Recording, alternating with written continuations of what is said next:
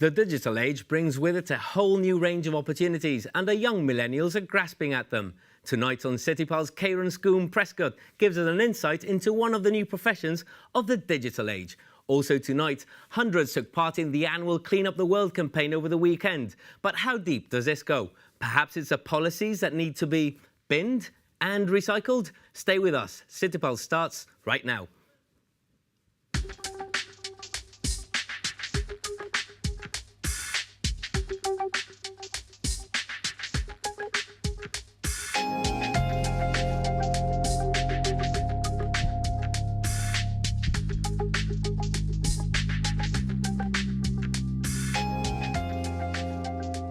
Good evening and welcome to City Pulse, the show which looks at the issues, big and small, that impact on community life.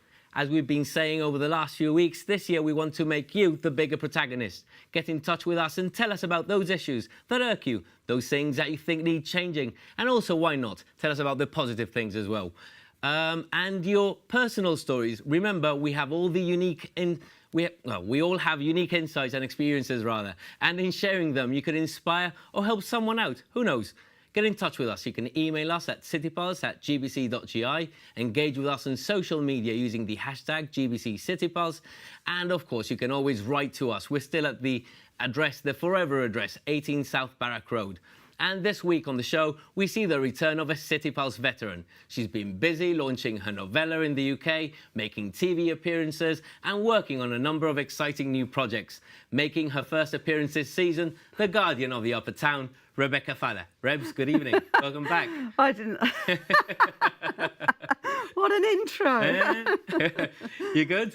I'm really good. To be back? I'm really pleased to be back. Brilliant. Really, It's really, great really to have you pleased back. to be It's great to have you back. It's great to have you as a new host. And thank you very much. Loved Jonathan, of course. Sad to see him, but he's gone on to different things. And but he's the editorial highs of the newsroom now. But he started this show, and he must be proud that it's gone on to a third season. And yeah.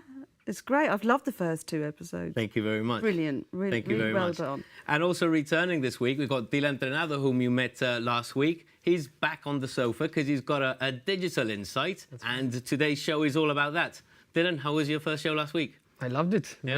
Very exciting, and it's great to be back. Thank you for coming. And obviously you know Rebecca, yeah? Yes, everybody. yes, Who doesn't know Rebecca Falla? Absolutely, yeah? yes. Yeah.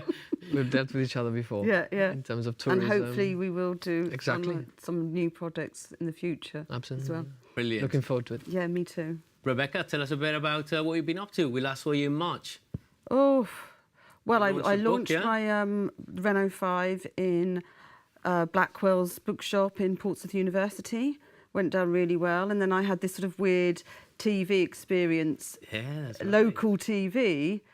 And you knew more than the host, I remember that They video. did know more than the host. They were like, right, now you do this, and I was thinking, I know how to do that. But I have to say, they weren't as slick as GBC. And that. They weren't. People take notes. They weren't as slick as they were, but all the cameramen were camera women. That was you love that. Yeah, but they weren't. It wasn't as slick as and buzzy as cheap as I find GBC. Yeah, you know, nobody doing my makeup or anything like that. I had to do all that beforehand myself, and it was quite low budget. So that's one positive thing we can say about Gibraltar. GBC, you're doing a great job considering you're still at 18. We still haven't moved. Rebecca, and you've got an exciting new project. We don't want to give away too much. We'll be talking about that in the next few weeks. But it's telly-related, isn't it? Yeah. Yeah? And it's bound to one of your passions as well. Yeah, reading and writing. And it's been a privilege for me that GBC have asked me. They've approached me and asked me to do a show about books and writing and writers. So I've got a whole bunch of local writers that I'm interviewing, and lots of other things, and going around the bookshops. You've got a slot in with Kimberly from the library, and everyone takes it for granted about how a library works. It's just there, but there's a lot more to it. And Kimberly Pacino is great, and gives real insight into what she does, and it's something that could be used more.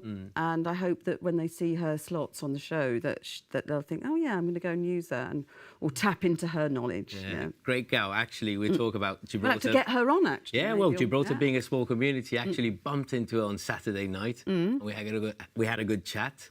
And yeah, well, you know, we're bringing in new people, new faces. So good. yeah, watch this space. And Rebecca, I know you're also about empowering young people. That's something that you like as well. Yeah. Tonight's guest, we've got Kieran Scoom Prescott. Welcome to the show. Thank you. Thank you for having me. And Kieran, you fulfilled your dream. And your dream was? To become a professional video gamer. And you're actually doing that for a living. Yeah, right now. Well, I am. guys, who would have thought? Rebecca, well, you belong to the millennial generation. You're, you know, this is normal for you. But Rebecca, A professional gamer. imagine that. Who would have thought? I'm intrigued. What, so you just play games and get paid for it? Yeah, pretty much. You play games that you choose to play? Yeah, I play whatever I want, really. I mean, there's a streaming side where you choose the games that you want and people watch you for that. And the game I'm professional for right now, I only play one game, really. Which is? PlayerUnknown's Battlegrounds. It's like a first-person shooter, but in the world of like Hunger Games, where there's only one survivor kind of thing. So it's that, yeah. Are you the ultimate survivor, or? Pretty much. I mean, I've been rank 1 in the world for that in the leaderboards for quite a while. That's incredible. It is. Imagine. I have to you admit, know, I like a nice game. I mean, when I was younger, but it was different in my days. Like you had to put 10p down the remember those days. big, massive Pac-Man machines. And Space Invaders, remember? Yeah, yeah. But it was like you had to go out of your house Yeah. to do it. And when they actually brought it into the house, it was unbelievable. Oh, Yeah. he's actually a professional now. He gets paid for doing that. And just so that the audience at home can relate and actually see what he does, we're going to play a clip. Check the north. 300. Northwest. There's four. There's I knocked one down. Knocked 2 down. I killed them all. Nice. No, never mind. One more guy. Another one north. Yeah, I didn't hit the guy. North is one guy, yeah. There's still one northwest. Nice. GG. Winner. First guy. Let's Woohoo. go. Kieran, just explain for us. I mean, the viewer at home who doesn't know anything about video games, the older generation, perhaps we've seen you there playing a game. Yep. You're also in the corner. You're actually streaming this. You're actually on camera for people. Just explain it to us. Yeah, I mean, streaming is basically just, it's like YouTube. Everyone knows YouTube, even the older generation. But instead of like recorded, it's on live. So I just switch on the stream. I hop onto the game and some streamers don't use a camera, some do. Lately, more people are using it because it's more professional and people like to see who is behind, you know. So I just switch on that, play games. That specific day I was playing with my viewers. So some days my fans, my viewers get to play with me, and that was one of the games, and we ended up winning that game, yeah. And I believe streaming was your way into this professional world of video game playing. How did it all start? I mean, I started playing games when I was around 13 years old. That's when I got my first PC and messed around with video gaming, and I just instantly got hooked. I mean, I used to be a lot into sports, like, you know, football, basketball. I used to play like every single sport. I was actually decent at all of them, but never very good. But I never had that passion, you know. And as soon as I got into PC gaming, I just fell in love with it. And I stopped, obviously, doing all these sports and just played all day at home. But yeah, I started playing a lot of different games at the beginning. And I always saw, because the professional esports scene has been going for a long time, since maybe 2000 or something. Like, it's been going on for years. So I already knew the scene. I already knew there was a lot of professional teams for a lot of games. And you looked up to that, as like young kids look up to, you know, Messi, Ronaldo. I looked up to certain players in certain games.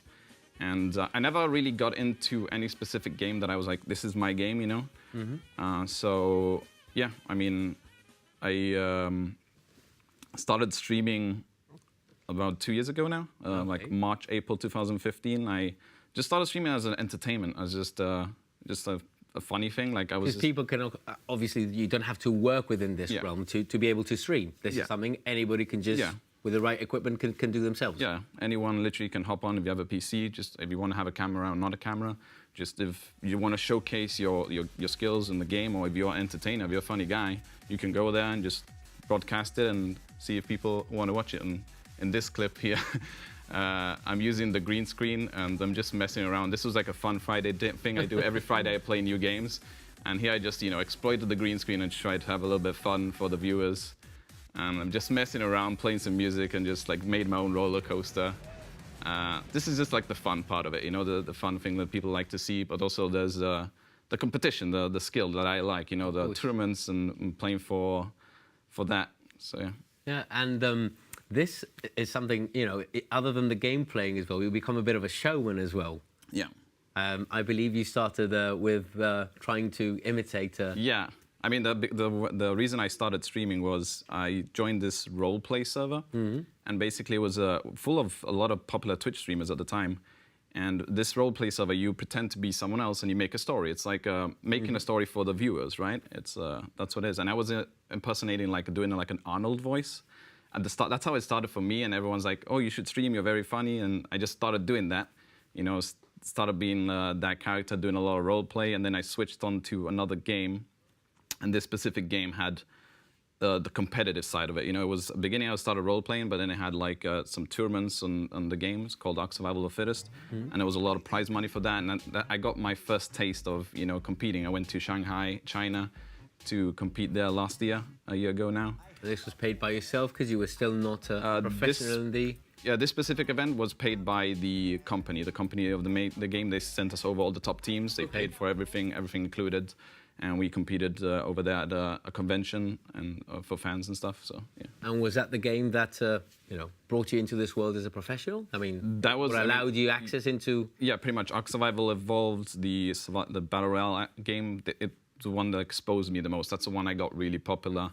I had around 1,000 viewers concurrent, people watching me live, 1,000 you know, typing in chat and talking to me. So that was my first experience of getting my exposure.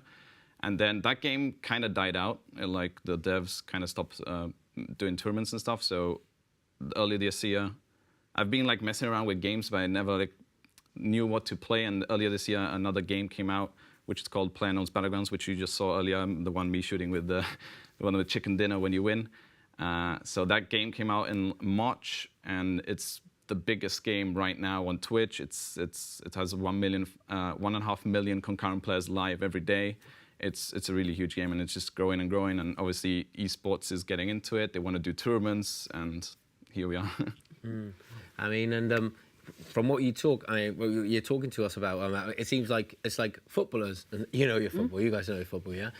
You got scouts who go out and they identify people who are really good at a game, and then come and play at this convention, and then eventually get signed up. Yeah. How difficult is it to get into this? It's I imagine with the millennials, everybody must be online playing. Yeah, I mean, as a streamer, it's really hard to get into and get popular because there's like thousands and thousands of people streaming, and they only have like one viewer. Obviously, it's really hard to get into. You have to get a little bit lucky. You have to either be very good or very entertaining.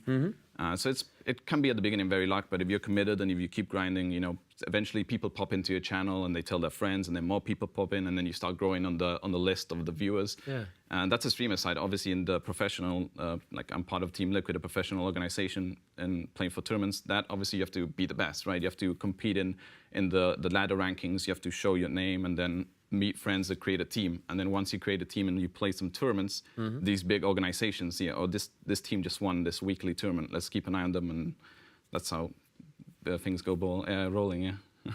And Scoob, obviously in the lead up to you being signed up by Team Liquid, you must have put in a lot of gaming hours. Yeah, I mean the game came out in March, and I've been playing every day for around 10 hours a day, just streaming the game. Trying to keep that rank 1 leaderboard. So it's a big grind. How did you manage? You had you had your day job, and if I may say, I think that was the civil service. It was civil servant. Yeah, I was in the You balance that.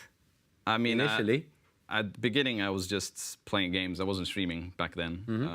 So I quit to fulfill this. Pretty much, I quit. I saw opportunity, and I quit my civil servant job because I was tired of the 9-to-5 job. I wanted to, follow my dream, and I was young. It's a perfect age to do it, and that's pretty much it. Rebecca, what do you say to that? Chasing his dream. I think it's wonderful. Quit a permanent and pensionable job. I can hear maybe the older generation thinking. Yeah, that's what every parent, not me, but loads of parents, that's all they want for their kids.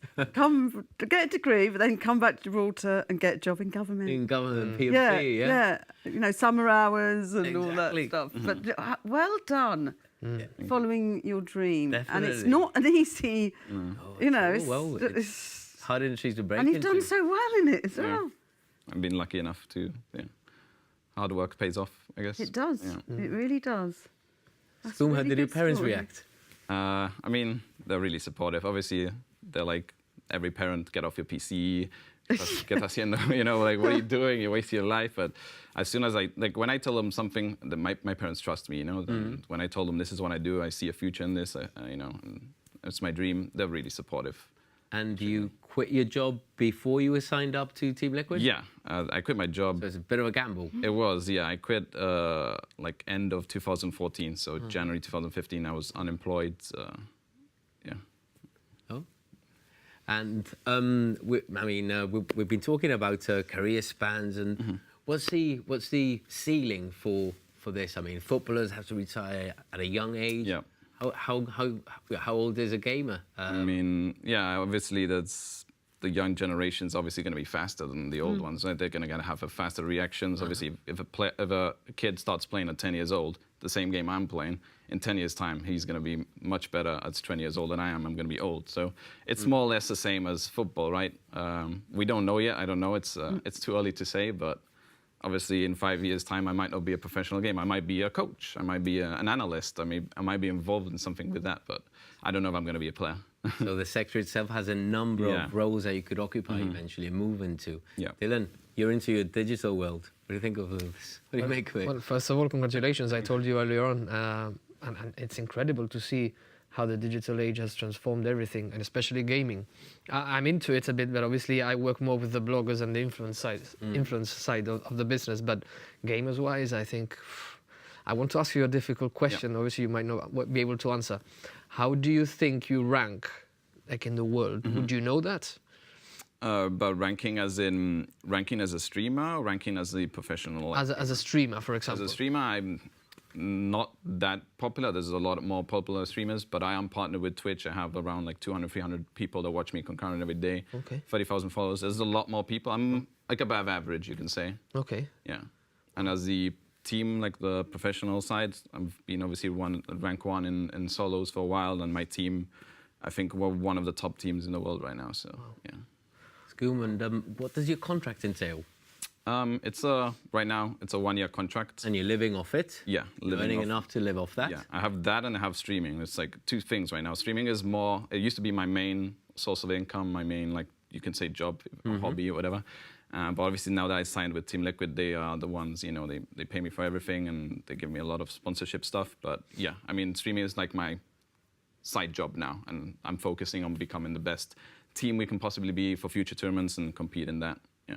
Yeah. And when we last spoke to you in the summer, you were at a gaming event. Yeah, the boot camp. Well, I was at a boot camp in Utrecht, Netherlands. That's the Liquid quarters they have there. They send the teams to practice like weeks before a tournament. They move you around. I think you're looking towards a tournament in the States. I think There's possibly a tournament coming up. That's something that Team Liquid will cover. Yeah, they provide everything. They send us over. Like, there's rumors of the next tournament's going to be in the States, and they have headquarters in America, so they're going to send us there, paid for 2 weeks, 3 weeks. At that, like, they have a gaming house with all the PCs set up, and we just practice all day until the tournament. So you're a bit of Go ahead.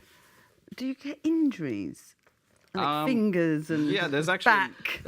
And do you have to, is there a sort of type of food? Do you like drink loads of cups of coffee or do you eat loads of carrots? Do you ride through? I mean, we are young. The most of us I know are what young. I'm like after, we all those of us look at screens all day and then I don't, and then I go and look at screens all night as well. And the neck as well, no? Neck. Yeah, I mean, that's an issue. Because you're in the same position for a long time. Yeah, exactly. I mean, we're a young generation, and it's a lot of people are having health issues, and for sure in the future, because we're all sitting down, playing 10 hours a day, eating not so healthily. Majority of people, some of them are not doing exercise and stuff like that. So that's definitely going to be a problem for a lot of people when they grow up. They're going to have back problems, stuff like that. But a lot of people are realizing that as a more, how do you say that? There's more exposure of this thing. So a lot of teams are now starting to do exercise, starting to like eat healthy. They have their own chefs where they provide food for them, and and sitting up straight and stuff like that. Yeah.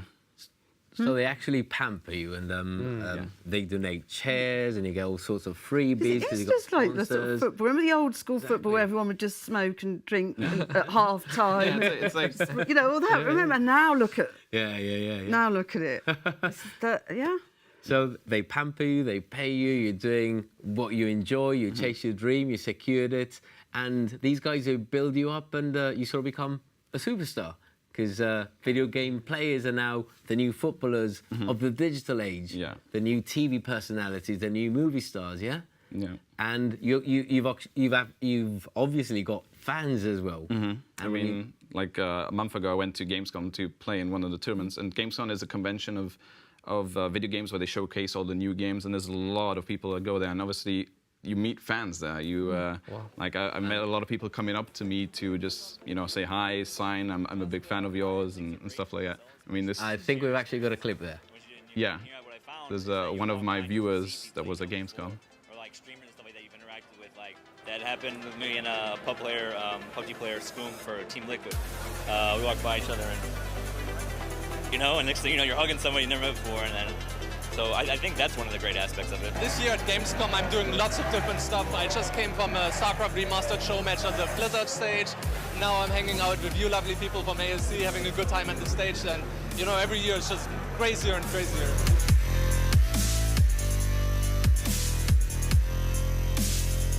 This one is great, though. I kind of want to take this home. The whole widescreen, really curved. I feel like I'm inside the game. Monitor with like 144 hertz or 120 hertz makes a lot of difference if you want to compete, especially in FPS games where the tracking is much smoother.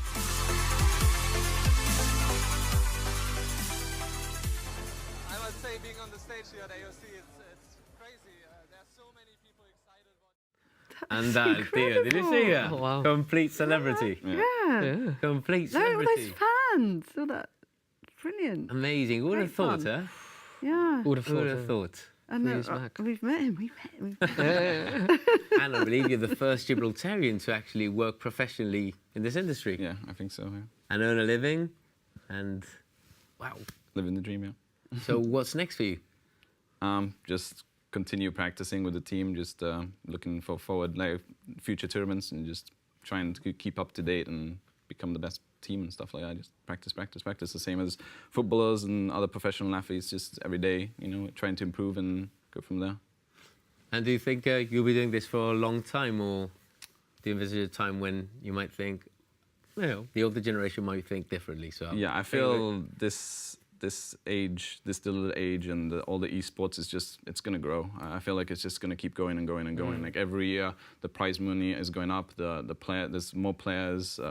I feel like this is the future, in my opinion. It's going to be the new football of 2030 or whatever. I feel like it's just. I feel like even if I fail not fail, but I get old and I'm not able to compete with the other youngsters. There's still streaming. Streaming, no matter the age, is the age difference. You can be whoever you want and still stream, right? So But it'd be that's not such going to a go. big industry then. Yeah. And it would have grown so much. There'd be so many other things. Exactly, yeah. Because you're the pioneers. Yeah. You'll be the ones that are organising it and the veteran. Always networking. I mean, in this industry, you network so much. Yeah. Like you get to meet different game developers and different communities. And even if let's say I stop becoming popular, I still have these connections. I can get a job in certain game companies. Because you must be able to talk to game developers Yeah, a and lot, say, yeah. this could be better and that could Yeah. be better. And the ideal game might have, because you know so much about it. Yeah. Yeah. That you could always branch off into that. Yeah. And Scoob, I know loads of gamers out there or people like gaming. What's the game you currently play? PlayerUnknown's Battlegrounds. And I think we've played that your Twitch channel. They can find you on Twitch, which is a platform like YouTube. Yep. But it's specific to gaming. It's mainly started as gaming. It's branching itself out now and it's going to in real life, kind of like people are streaming down the street or holidays and stuff like that. Yeah. So it started as a gaming channel, but now it's branching out a little bit more. Brilliant. And I know a little person at home was actually watching, was quite excited. That's my little nephew. He actually knew who he was. He actually knew who he was. Yeah. Amazing. I amazing. know, it's great. I mean, the little kids just follow YouTube streams and Yeah. Twitch and this and the other. He actually knew who he was. Yeah, yeah. So I think he's been allowed to stay up a little later today to watch him.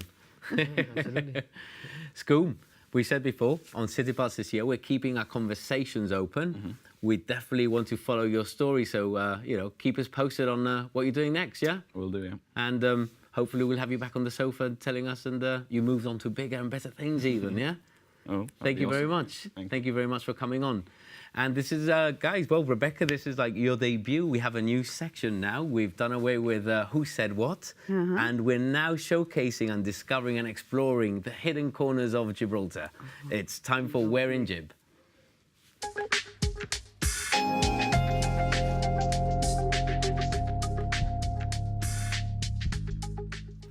And this is the game that we're playing every week with our co-hosts, and we put up a picture and they have to guess where in Gibraltar that is.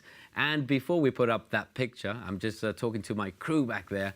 Rebecca alert. Rebecca, when you see the picture, you identify, don't say anything.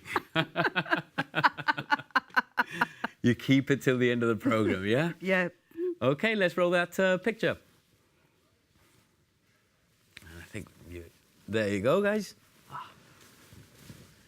Where in Gib? Does it spring to mind? Yeah?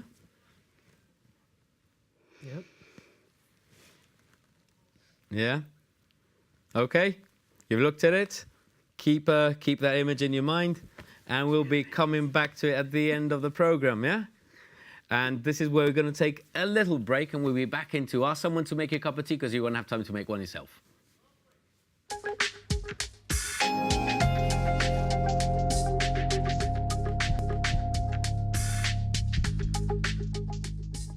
And welcome back. I hope someone made you that cup of tea. I'd really love one. Maybe Mr. Murphy will make me one next week. Had to try it, Had to try. And since we've been talking about the digital world, we've got one innovation here on City Pulse this week, and we've been testing it out for the last 2 weeks. And from this week, you can find us streaming live on Facebook, where you can view our stream via the GBC television page. Remember, just go onto Facebook. Loads of you are following the news page, but not many of you know about the television page. Just go on there, click follow and notifications, and you'll be notified. Because it's not just us streaming live on the Facebook page. You've also got loads of great other GBC shows streaming live every night on there, including the Nightly News Watch. And guys, I don't know whether you heard, last week we had Benji. He was sat here, and we took that trip around Gibraltar with his wheelchair and my goodness, that was highlighted a such few issues. good television. You enjoy that? And he was so charming, wasn't Yeah. he? But I have to say, you know those Midtown doors? I can't even... but there's something wrong with those doors, because when the Midtown car park opened, you just push them and they opened. There must be Okay, something to that's do news with to the... You know, those sort of gas-controlled levers at the top? Okay. Because now you have to really push them. Yeah. And it's there's a few things with Midtown, actually, that were wonderful when it opened. And maintenance is there's things that are failing and they haven't been fixed. It's good that he actually highlighted the Midtown, because this is what happened in Parliament just a few days ago. The Honourable Chief Minister states that the doors are wide enough to accommodate a wheelchair and pram and suitable for the elderly. However, they're extremely heavy, and only 2 nights ago in City Pulse we saw a wheelchair user trying to open the doors and saying that the doors were probably the heaviest he's had to manoeuvre with. Is it not possible to adapt these doors, given that it's a new build, and it should have been taken into consideration at the time, that these doors should have been automatic or with an automatic feature on them in order to enable wheelchair users in particular, as well as the elderly and parents with prams, to access the building in a much more friendly way? Well, Mr. Speaker, I was struck by that, and it's something that is being looked into. I don't think necessarily this is the sort of facility that is seen in car parks, because car park doors have particular characteristics, which are a requirement as to fire retardant capabilities. But it's something that is being looked at in the context of ensuring that those types of difficulties can be married with the requirement for the doors to be of a particular weight and type. So there you Well, go. I tell you what, first of all, the doors that you get out of the car park, they're fine. The ones that go into the lift lobby. These are the ones on the ground floor, the last door. And I'm telling you that they worked. It's something to do with the piston at the top, with the... It's probably just too fancy. They should have just got a good old-fashioned... Yeah. That's the trouble. Nowadays, design is sometimes too fancy and you need all these mechanisms, or they go, or they Levanter ruins them, like a lot of things in Gibraltar. And they just, they go. You know, it worked before. Yeah. So it just needs something, needs someone going there and fixing it. It's not a case that they designed it wrong. It did work well before. Hopefully But something of will course you happen. can't, and it is difficult. I'm telling you, every morning I use that car park. There's always this long, there's a joke, everyone's like leaving doors open and holding them for everybody else to come through. While we're on that car park, the zebra crossings are in the wrong place. But we'll have to talk The about that zebra another crossings day, are in the anyway. wrong place. They need to sort that out. You come out and it's there. Yeah. It's in the wrong place. That's one for us to check out. So, And there's... as we've seen, and you were here when Benji highlighted that last week as well. Little triumph. Hopefully the viewers will keep sending their issues, because things can happen. Mr. Picardo has now promised that, he's explained there's the fire retardant element to it, but he's going to try and marry them, and we know the issues being looked, which is the important thing. So obviously there's those issues, but those doors worked fine. They were lovely. You just pushed them, and they went back, and they were great before. But something's happened, so that's just they need to go back to the supplier, the contractor, and say that it's failed. Sort it out. And guys, just moving on. Otherwise, we've got a discussion I know you're very keen on as well. Clean up the world, Dylan. Did you participate this weekend? I did not participate, but it's a great initiative that obviously year on year it grows, and the level of work they do is just amazing how much dump it can accumulate in a year. No? And I think it must be done on a more regular basis. But yeah, great initiative. We've had hundreds of people participated, and every year we see loads of people, especially school children, getting involved. And I think we got some clips of the event from this weekend. And it's great. People are getting involved. Everybody's partaking in cleaning up town. And, that in itself will instill values and civic pride. Do you guys think that's enough? No. No. I think... Because I've done it a few times, and the bulk of it is plastic water bottles. That's the bulk of it. Yep. Yeah. Plastic water bottles. Not just it's water. This is an issue. I don't believe in bottled water, by the way. Just get that one out there. I'm going to fill up a glass bottle with a tap and you've got lovely tap water in Gibraltar. If you put it in the fridge, it's fine. But people were sold this old drink bottled water. Yeah. Don't need to drink bottled water in European countries. And everyone started drinking, and there's plastic bottles all over the place. I think people, they were sold on this, it's really good for you. But it's terrible for the environment because there's just plastic bottles everywhere. Picking on the plastic, we had to clean up another clean-up not too long ago in the summer. And the GBC staff actually participated in that, and it's the plastics and marine life. But isn't it a bit of a thankless task? We seem to be forever cleaning, and you go down a few days later, and is there much change? I think it's down to, like you just said, civic pride. We need to install that obviously to the younger generations, and this is obviously a great initiative, like I said. But it needs to be stemmed down from parents to children. Obviously, not everyone's the same, but essentially things need to change. And not so long ago, something came out on tuna, a tuna that was actually opened up, and you see a piece of plastic, and this was only in the bay, so it's happening in marine life as well. So obviously this is not healthy for anyone. We have an issue here with basically refuse and bins, and Well, one of the issues. Everyone ESG is complaining about it. Yeah. It's disgraceful. Water, this summer, never seen it so filthy. It stinks. Yep. You know, we don't have rains for a few months to Yeah. wash our streets. Yep. And we don't have adequate bins. On top of not having adequate bins, That's actually very We valid. I have- mean, the ESG actually pointed out after the cleanup this weekend, one of the things they did highlight, amongst many other things, civic pride, and they want greater enforcement, was they don't feel there's the right number of bins. We don't no, have they're enough not the bins. right apparently. type of bins. Yep. We live in a very windy environment, and so lots of rubbish can become airborne. Yeah. We also have situations where we have, in some areas, we have apes, and apes have got hands, and they can just, you know, we've got seagulls, we've got rats and cats and Yeah. all sorts, pigeons, you know, we've got that and humans, but it's like those bins are those green plastic bins are useless. You go to other countries, big cities. I've just been to London. Yeah. Much cleaner than Gibraltar. And you've got also people that are employed. You see them all the time, like litter wardens. They're employed and they go around and they're paid to clean it up, basically. And they're there. You see them work. They work from like 8 till 5 or 8 till 4. They work a proper job. So Picking on that, this summer, government announced it would be clamping down on, illegal dumping and this sort of thing. And they highlighted they got litter wardens. CCTV was going to be a tool to try and identify people who, just dumped stuff anywhere.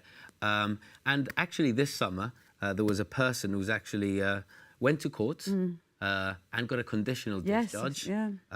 First person who did. But yet, even despite all these attempts, we still see loads of like big stuff being dumped randomly around Because I don't Gibraltar. And I think mean, this- we've got a few pictures. Mr. Murph, please. I mean, this was stuff. It's an area. It's within your let's say your favourite neighbourhood, the Upper Town, and this is an area where you can find that sort of thing every Saturday afternoon. Yeah. I mean, traffic goes Nazareth by. House, that is. Yep, traffic goes by, and more than often, That's a classic. litter and that furniture is found in the middle of the road, and motorists have to get out and actually drag it back into the side of the road. There's people. We need to be able to. I think what people think is that there isn't a service, or if they stick it out, someone will come along. So we need to. The public need to be aware. I don't know if there is a service. Well, with we've them got or not, but they again need we've to got be the aware. eco park. We got the eco But park. what if you haven't got a car or a van? I'm not too sure, but I've. Or what if you've got a car but you can't fit a settee in it? Do you know, like there's. I'm not in too a sure whether the way, eco as a park community, collects stuff we should- as well. Because a lot of these people might think, well, you can pay man and van, it's 50 quid. Just chuck it outside. Yeah. So in a way, you do.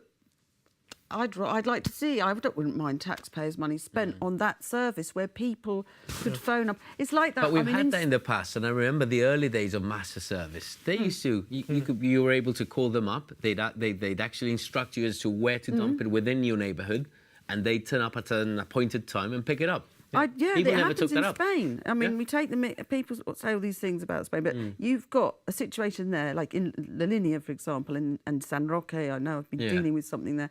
You have. You are not allowed to put your rubbish out before a certain time, and if it's like becomes a thing. If you see someone doing it, it becomes embarrassing. Yeah. Because like you've seen me do it. True. So you are not allowed, and it's got to all be bagged up. And you are not allowed to chuck out before a certain time. So it's not there in the day, in the sunlight, in the elements, and then it's done just before the bin men come. So it's out there for the limited period. The bin men come. Well, and, that's and they have that thing, right, on a Saturday, once a month on a Saturday, we come to your area, and if anything you put outside, we pick up with a truck. Well, that's the thing. And I think it needs to be organised. I think it's very hard. Dr. Cortés this weekend, just after the cleanup campaign, he actually said, the children are the future. I don't know whether that implies he's given up on the older generations. I mean, you're a younger person. You've probably been brought up with, recycling. Have you been brought up that way? I've always been brought up, obviously, to have the civic pride and obviously knowing that if rubbish goes into the bin, and obviously if you do see something, obviously alert. Obviously, if I was younger, my parents. But in essence, I don't know. I think it comes from one's upbringing. The fact that obviously you don't throw rubbish for the sake of throwing rubbish. And in areas that obviously are seen by tourists, are seen by, are just there, and they attract rodents, they attract all types of species. So. Rebecca, you raise a very valid point there about maybe needing to change our policies, rubbish collection. I mean, we had the clean-up campaign this weekend, and last night I went to the pictures and I took a stroll up Main Street, and I had to take pictures. And Mr. Murphy, if you could roll them, please. This was Main Street last night at about 9 in the evening. Most of them were outside shops, meaning traders are, putting out their rubbish outside their front door. I get really tired of traders. Traders, let's face it, if you've got shop on Main Street, you are raking in the dough. And these are the people that, A, do that. Yeah.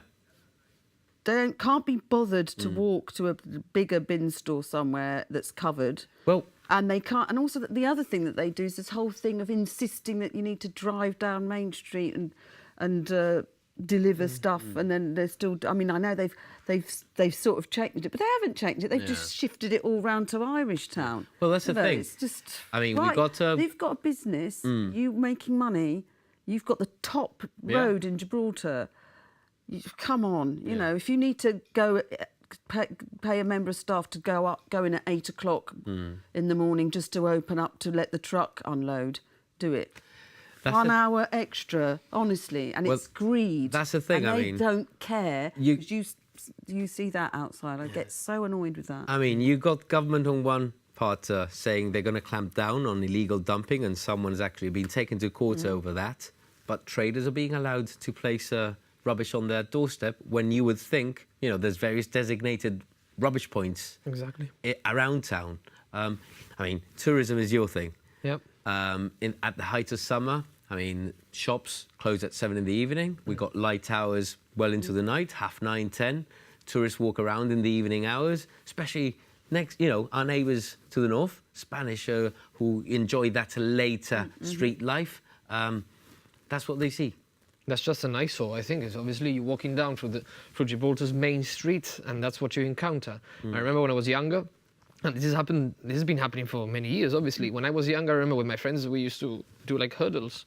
Just obviously jump on the next, past the actual rubbish, and it's been there for years. And in actual fact, I'm not sure. Obviously, everything is traders, because you can see some actual some of it will be household, domestic household rubbish. Exactly. So it's a mixture of both. Late at night, why not just throw it there? Yeah. But I thought it's an eyesore. And the thing is, the rubbish truck does drive up Main Street 10, 11 at night. It does pick up the rubbish. I noted. Coming back from the pictures, it was gone midnight, and I noted many of these had been picked up. But you got new rubbish coming out after the binmen had driven by. Yeah. I mean, Gibraltar's not that big. It can be solved. We need to make people aware, even if it means knocking on everyone's door. But I mean that this is what you do. They might not even know. And that whole thing about the rubbish doesn't get collected on a Saturday night. So there should be either pay them to collect it on a Saturday night, or have a restriction that you can't put out on Saturday night. Absolutely. So restriction is perhaps a way forward, you guys? Restriction. And if you've got restaurants and business want to put, we need we need bin stores that it's covered. I mean, Queensway, I go every Sunday morning, I run down Queensway, and opposite the entrance to the little Queensway Quay car park, there's this overflowing bin, and it stinks. And it's a big bin. Yeah. It's not the small ones. But it's overflowing, and there's bits of chicken legs and the bin men aren't going to go around picking up chicken legs, are they? That's the other thing. The bin men pick up the stuff and put it in their truck. But there's all sorts of other stuff that's just left, chicken wings, things, and that is grease and then the streets don't get cleaned and it smells. We can really clean up the world. There's always the same sorts of people that do that. We need more, don't we, Dylan? Yep, and clamping down on that. You know. But also assisting, like having a service where we pick up your sofas and your old tellies and all that. Yeah. Because some people that do live in the old town, imagine if you're an old person and you just want to get rid of a telly and you just, you know, pay a lad, I'll just put it outside. Perhaps those needing people to identify those people areas need a where stuff can be dumped. Yeah. But can we trust ourselves to... I mean, those pictures in the upper town, there was a skip just 50 metres away from it. I know a skip, a person has hired it, but the skip was empty. Yeah. If someone really wanted, wouldn't they have thrown it in the skip? Or... I mean, if you phone up, I used to find in this project I was doing on the upper town, when I first got hold of it, it was dumping, you know, galore, tellies, bits of furniture. Yeah. And I just used to phone up the environmental agency and say, there's something dumped outside our building. And they came and got rid of it. And I'd say it's nothing to do with me. And they moved it straight away. And with time and with the fact that down the road someone else is doing up a building, there's nothing dumped there anymore. Yeah. It's because we did up the building, because the buildings that we took over in the whole street was a dump. But once we did it up, the attitude sort of changed as well, because there's never anything dumped there anymore. So. And how about, for example, enticing people who want to throw a boiler out? I know that in Spain, for example, if you take it to a chatarrero, he gives you around 10, 15 euros. So maybe that is a form. I know it's not the right form, but you know, if you do take it to this eco park, you know, depending on the actual, you know, depending on the actual product rubbish that you are throwing out, that could be, I don't know, could be something that could be looked at. But I think what you're saying about the collection and everything, that is a form of a new private business entering the market, and you know, taking a good chunk of the market, you know, trying to obviously at this certain hours we're at this location, and then obviously collect this, you know, a collection. I don't know. Dylan, and you've been working for the last few years within the tourism sector. What's the feedback you get from tourists? Do they mention this sort of thing? I think they mention more the fact of the. They mention more the fact about how streets are filthy, how certain areas in Gibraltar are less, you know, less maintained than others. But I have had few guests, you know, returning guests saying why the rubbish is not tackled in a way that obviously it's repetitive every summer, and it's not something that has been tackled. So yes, I've had some feedback, put it that way. Obviously they've given us the opportunity to change. Yeah.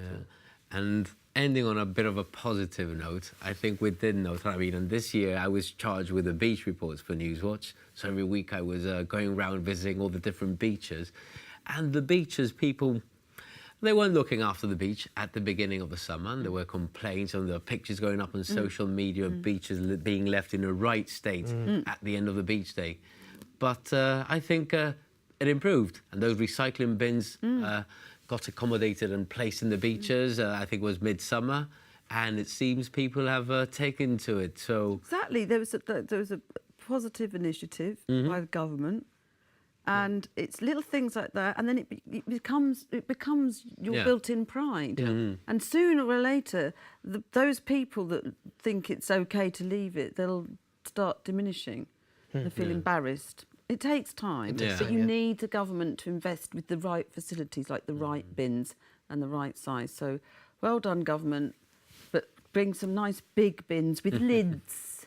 Heavy lids, like the ones in Barcelona there. You push it, it's like a giant pedal bin. You push your foot down and it lifts up, because people don't like to touch bins. That's the other very thing. true. People don't like to do that because they might think cockroach is going to come crawling out, and it's horrible. So they just go like that.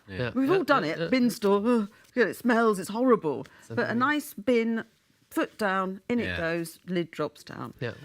You know, they exist, just buy them. Yeah, no doubt this is a topic we'll be coming back to in the coming weeks. And time is catching up. The hour's flown by. We're almost at the top of, at the end of the programme now. Dylan, you're going to be doing our press review this week, yeah? Yes. last week was the World Awareness for Dementia and Alzheimer's, and obviously it's a topic very close to my heart. My grandmother is mid-stage in terms of dementia, and I just want to give a big shout out to everyone involved, you know, helping out in the actual facility which was recently opened. I know that my grandmother is, you know, really using the service, and it's an incredible feel that obviously you see her. She's very happy, and it's just amazing the work that they do. And obviously last week they had several events, you know, to try and increase their awareness locally. With afternoon teas done at the facility. There was something at John Mack Hall as well. So, you know, another day, I think I just wanted to really give a shout out, because obviously it's something that, in terms of awareness, where maybe 30, 40 years ago, you would just think that that person was just getting old and just forgetful. But yeah, and now that all this awareness is helping out, and obviously it's great that Gibraltar is actually getting a grips with in terms of awareness as well. Like this weekend there was a football tournament as well, to raise awareness, you know, of mental health. So I think all these matters and issues that are coming out in terms of awareness, and I just thought it was incredible what they did last week, and everyone involved is doing a fantastic job. So yeah, just a big shout out. And I saw it in the news, I saw it in the Chronicle, and you know, I just wanted to mention it today because it is something that obviously it affects many families. It doesn't really necessarily, obviously the actual person who's suffering from the illness is suffering, but at the same time he or she forgets. It's the family that obviously need to be patient, calm and controlled, and that's something that is difficult because obviously that person is no longer the person you remember, but still, you know, it's something that really, really touches my heart. So I just wanted to mention it today. Yeah. Brilliant. And I think we've come a very long way, especially with dementia. I remember, I mean, we've covered this in season 1, and it's a topic we're going to be revisiting when we last touched upon the topic. The centre still hadn't opened, and we've been maintaining conversations with the guests from the first season, and we're going to be exploring that and see how much of an impact and how much it's helped people out, and how much their lives have changed. The carers as well, obviously. Absolutely. So definitely, I think we've come a long way, haven't we, Rebecca? Yeah, we have. Yeah. It's so positive, and that lovely new facility. Wow, it's beautiful. It's wonderful. It's done everything, hasn't it? It's restored an old building. It's put life into a part of Gibraltar that was getting a bit run down. Yeah. And it's done really, really well. And there's, you know, take away the shame. Yeah. You know, and it's Take away the shame. Lovely facility. Yeah. Brilliant. On a positive note, like I say, the hour's nearly up, so it's time to go back to wearing jib. You guys been thinking about it? Yeah. I think we're going to get that picture coming up on screen. And how do you want to play it? Who wants to go first? Ladies first, or? Yeah, ladies first. Yeah. That is Gyro's Passage. Okay. Yeah. Gyro's Passage, and that is what used to be called the Cottage. I used to work there. That's the only way I know. And I passed through there. Coincidence, that. I want to say one thing, though. Yeah? They've changed those windows. that used to have... The last time I walked down there, they had proper wooden windows, a lovely bay window, and now they've done that to it. They've kept the style.